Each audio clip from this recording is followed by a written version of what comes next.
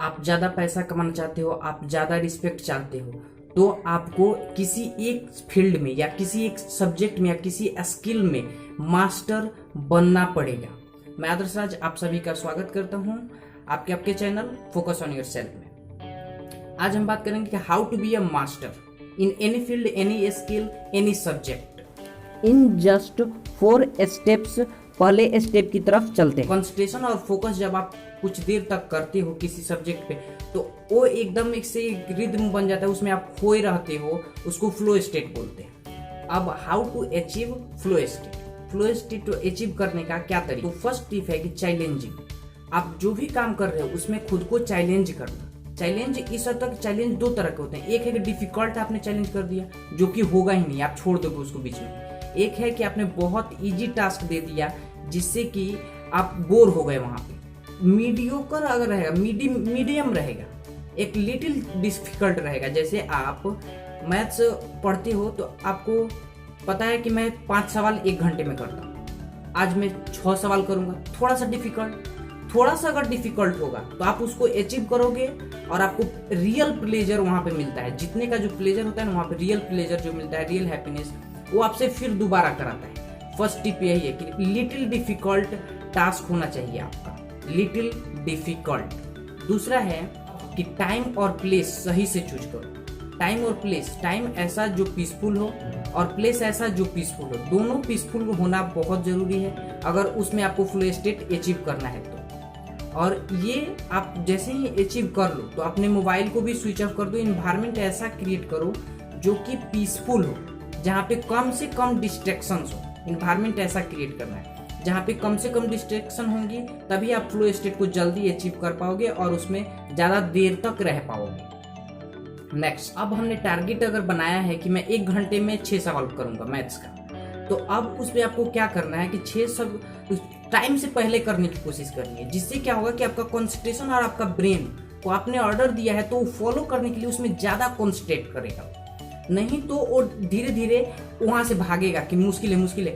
इसलिए आपको थोड़ा टाइम है ना करने लगेगा। इससे अच्छा है कि आप टाइम से पहले करने की कोशिश करो कि टाइम से पहले मुझे करना है, तब आप टाइम पे कर पाओगे। नहीं तो टाइम के बियॉन्ड चले जाओगे और आप ज्यादा कॉन्सेंट्रेट अच्छे से नहीं कर पाओगे। नेक्स्ट टिप, अपने काम को आपको स्टार्ट करना है प्लेजर से, हैप्पीनेस से, खुश होकर स्टार्ट करना है। अब आप जज कीजिए कि आप कैसे खुश होकर कर सकते हैं। आपको जो पार्ट भी उस स्किल में अच्छा लगता है, जो सवाल आता हो उसी को सबसे पहले कीजिए, ताकि आपको खुशी बढ़ जाए। खुशी बढ़ जाएगा तो आप काम करने लगोगे। और फिर खत्म हो तो आपको रिवार्ड चाहिए। रिवार्ड क्या होगा कि आपने टाइम पे सोचा था, खत्म किया और खत्म किया। तो कमिटमेंट का जो होता है ना, टास्क पूरा कर लिया तो जो एनर्जी निकलती है वो हैप्पीनेस होता है, रिवार्ड होता है, बहुत सेल्फ सेटिस्फेक्शन होता है। उसको आपको करना है। दोनों को ये मैनेज कीजिए, शुरू कीजिए तो हैप्पीनेस से और खत्म कीजिए रिवार्ड पे। और इसमें आपका ब्रेन सही काम करना चाहिए। इसके लिए आपको 7 घंटे 6 घंटे की नींद अच्छी चाहिए, प्लस की टेक्नोलॉजी से दूर रहिए। टेक्नोलॉजी से आपको जितना हो सके उतना दूरी बना के रखिए। जरूरी काम ही आप टेक्नोलॉजी पे कीजिए, नहीं तो उससे दूर रहिए। कुछ देर सुबह आपको कम से कम 1 घंटा तक नहीं करना है, टेक्नोलॉजी यूज नहीं करना है, और सोने से पहले 1 घंटा नहीं करना है। और दिन में आप करते हैं तो उसके मैनेज कीजिए टाइमिंग को कि टेक्नोलॉजी अगर 25 मिनट यूज किया तो 5 मिनट का ब्रेक। ऐसे करके आप अगर ब्रेक के साथ करेंगे तो टेक्नोलॉजी का अच्छा यूज आप कर पाएंगे। और मेडिटेशन करना, माइंडफुल मेडिटेशन करना, सांसों पे फोकस करके मेडिटेशन पे मैंने वीडियो बनाया है, उसको देख लीजिए। वो मेडिटेशन आप जैसे ही आप करेंगे तो आपको माइंड को बहुत ज्यादा ऑक्सीजन मिलेगा और आप जल्दी रिकवर कर पाएंगे अपने ब्रेन के उस पोटेंशियल को। अब जो नेक्स्ट टिप है वो है कि आपकी बॉडी कंफर्टेबल होनी चाहिए। बॉडी में ये नहीं कि यहाँ पे पेन हो रहा है, ऐसे बैठ गए हैं जहाँ पे पेन हो रहा है आपको पीठ में या फिर इधर उधर, तो वहां पे आपको प्रॉब्लम होगा। अगर आप एक सिंपल सीधे साधे जगह पे बैठे हैं जहाँ पे आप कंफर्टेबल हैं, तो भी आप जल्दी से फ्लो स्टेट में जा पाएंगे। नहीं तो आपके बॉडी में अगर कहीं पेन हो रहा है, जैसे यहाँ पे पेन हो रहा है, इधर पेन हो रहा है, बैक में पेन हो रहा है, तो आप उसको अचीव जल्दी नहीं कर पाएंगे। आपका ध्यान उस पेन की तरफ रहेगा। बात हो गया है कि फ्लो स्टेट कैसे अचीव करते हैं। फ्लो स्टेट में आप जाके उसमें डीप काम कर सकते हो। तो अब बात है कि जल्दी जल्दी सीखेंगे कैसे। Compare yourself to others, ये सबसे बात अलग है, लेकिन इसका मतलब यहाँ पे कुछ और है। इसको अच्छे से समझिए। इसमें क्या है कि आपको कंपेयर करना है उस आदमी से, जैसे क्लास में 60 बच्चे हैं तो उसमें से एक बच्चा ऐसा होता है जिसको मैथ्स बहुत हाई आता है और एक है जिसको कम आता है। तो अपने आप को जैसे ही आप उससे कंपेयर करोगे तो आपको अपनी कमियां पता लगेंगी कि मैं कहाँ गलती कर रहा हूँ, और प्लस की स्ट्रेंथ आपका पता चलेगा। तो आपको लिस्टिंग करनी है अपनी वीकनेसेज की, अपने स्ट्रेंथ की। जैसे कि आपको मैथ्स में वो हाई जानता है, इसका मतलब है कि उसको बेसिक आता है। क्या आपको बेसिक आता है? वो डेली 1 घंटे 2 घंटे मैथ पढ़ता है, क्या आप पढ़ते हो? तो अपनी कमियों को जैसे आप पूरा करोगे तो जल्दी जल्दी आप सीखोगे, ग्रो करोगे। कंपेयर करो उससे जो आपसे ऊपर है। कंपेयर करने से अपनी कमियां पता लगती है, उसको फुलफिल किया जाता है। ये मैं बहुत बार करता हूँ और अभी भी कर रहा हूँ। रीडिंग का एक मैं ट्राई कर रहा हूँ कि मैं कोर्स करूँ और उसमें मैं अचीव करूँ हाईएस्ट पोटेंशियल। तो उसमें क्या प्रॉब्लम है कि मुझे गोल नहीं था, अब गोल है कि मुझे 7 दिन में एक बुक को खत्म करना है। डेली 1 घंटे पढ़ के, डेली 1 घंटे बुक ऐसे पढ़ना है, उसमें अपना टारगेट बनाया है। तो उस तरह से मैंने कंपेयर किया है किसी से खुद को, तब आया है वो मेरे अंदर। तो अपनी कमियों को जानने के लिए खुद को कंपेयर करना जरूरी होता है।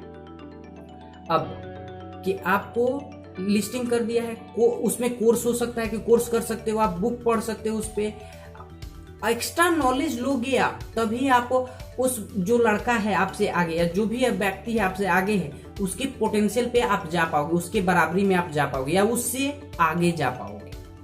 नेक्स्ट, यहाँ पे लोग जैसे ही एक क्लास में ऊपर आते हैं, 60 बच्चों में 1 नंबर पे आए तो लोग जाके अटक जाते हैं। तो अटकना नहीं है आपको, वहां पे जाके और ज्यादा अपने आप को लिमिटलेस करना है कि मुझे और जानना है। और की भूख जो है ना मरनी नहीं चाहिए, इसको जागृत रखो, वहां पे जगा के रखो कि मुझे और चाहिए और चाहिए, तब आप ज्यादा पा सकते हो। तो यहाँ पे आपको क्या करना है, अपना गोल सेट करना है कि गोल सेट कीजिए कि आपको क्या करना है, एक्चुअल में आपको क्या करना है। तो एक्चुअल में जो रीडिंग स्पीड है मेरी, उससे मुझे 3 गुना 4 गुना खुद को करना है। तो इस तरह का आप गोल बना सकते हो। मैथ्स में आप बना सकते हो कि आपको ट्रिग्नोमेट्री आप पढ़ रहे हो तो ट्रिग्नोमेट्री आपको इतने अच्छे तरीके से आनी चाहिए कि आप उसको अचीव जल्दी कर पाओ, और इतना अच्छा से आना चाहिए कि लोग अगर आपसे पूछें कि ये क्वेश्चन बना के दिखाओ, 5 नंबर बना के दिखाओ, 10 नंबर बना के दिखाओ, आप कहीं देखने मत जाओ, वहीं पे बना दो। तो ये है आपका एंड गोल। अगर 12th में आप पास हो चुके हो तो 12th के मैथ्स का बुक आपको इतने अच्छे से याद होना चाहिए कि आपको कहीं से भी पूछ लो, मुझे याद है, मुझे आता है। ये होता है, अब अपने आप को स्ट्रेच करना है और ज्यादा स्ट्रेच करना है। तो इसमें क्या होगा, प्रॉब्लम क्या आएगी, पेन, प्लेजर और practice. Practice, pain, pleasure. Practice करोगे तो पेन बहुत होगा, प्लस की प्लेजर भी बहुत मिलेगा। तो इन दोनों में आपको ना पेन चाहिए ना प्लेजर चाहिए, दोनों को छोड़ दो। आपको सिर्फ अपने ट्रेनिंग पे, अपने प्रैक्टिस पे फोकस करना है कि मेरी प्रैक्टिस सबसे अच्छी हो। कि ट्रेनिंग से नफरत करो, मैं ये नहीं बोल रहा हूँ, मैं ये बोल रहा हूँ कि उस पे फोकस करो। आपको ट्रेनिंग पे फोकस होना चाहिए, गोल पे भी फोकस रखो। गोल को जब भी आप थको, जब भी आपको पेन हो, तो अपने गोल को माइंड में याद करोगे तो वो चीज याद आ जाएगा। जैसे आप जिम जाओगे तो बहुत पेन होता है, बहुत मसल्स में बहुत पेन होगा, घर भी आओगे तो बहुत पेन होगा।